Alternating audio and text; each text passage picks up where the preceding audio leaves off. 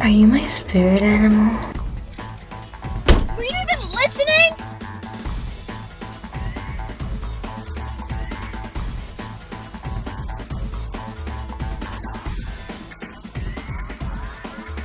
Final 10! Ow? You're a girl. Gee, how'd you guess? You're a girl in my bedroom. No, really. Why? How? Get out!